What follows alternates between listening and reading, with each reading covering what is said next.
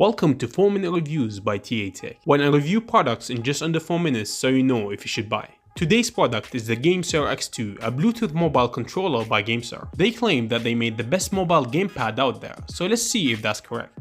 So before we find out how good this gamepad is, let's do a little unboxing to see what's inside. So when you open the box, you get this nice protective case which the controller is placed in.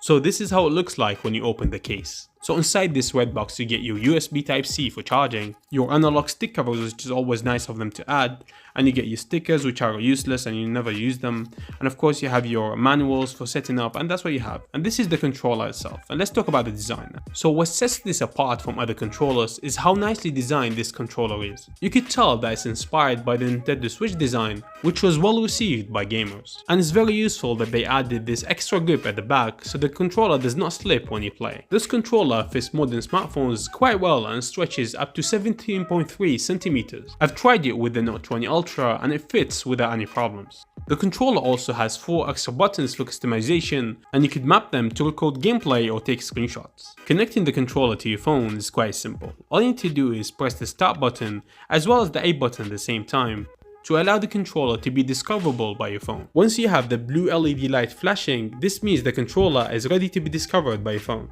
Once the controller is connected to your phone, the blue LED will stop flashing and you're connected. The controller also comes with a dedicated application on the Play Store. This application has 2 important purposes. The first one is that you're gonna use this application to update the firmware on your mobile gamepad.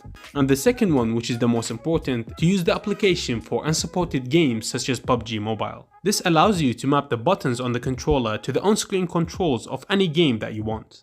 The problem I found is this application does not show you the button mapping feature when you download it from Play Store. This is why Gamesir left a link in the application itself for you to download the application that lets you map the buttons to any game that you want. This will be in the form of an APK downloaded from their GitHub. I was actually surprised that after downloading the APK from the website, the button mapping still didn't work. It turns out they had to do some extra steps from your PC to activate the button mapping, and these instructions are not given to you on the app, so I left the link in the description below.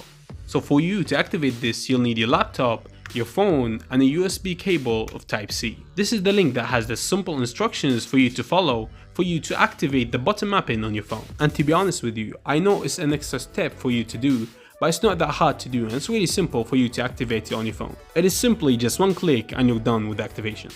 So after doing that, you'll see that the button mapping is activated and you can play any mobile game that is not supported by controllers with this controller, especially PUBG Mobile. I know a lot of you that want to play PUBG Mobile with the controller but are afraid to be banned.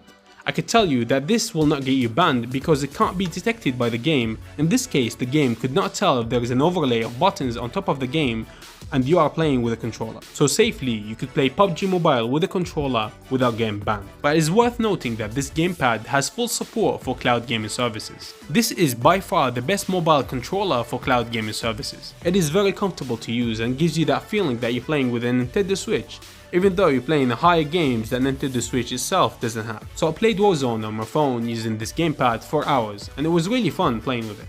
I did need some time to get used to configuration of the analog sticks of this controller. The problem is the placement of the right analog stick. While having the analog stick at the bottom and not at the top makes it something that you need to get used to. I really wish that they went with the Nintendo Switch approach and put the analog stick at the top.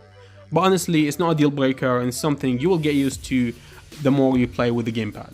So my conclusion, this is for me is the best gamepad for mobile right now. I left a link for it in the description below if you want to buy it. So thank you for watching this video. If you enjoyed my 4-minute reviews, give the video a thumbs up. If you like the channel, subscribe and see you in the next one.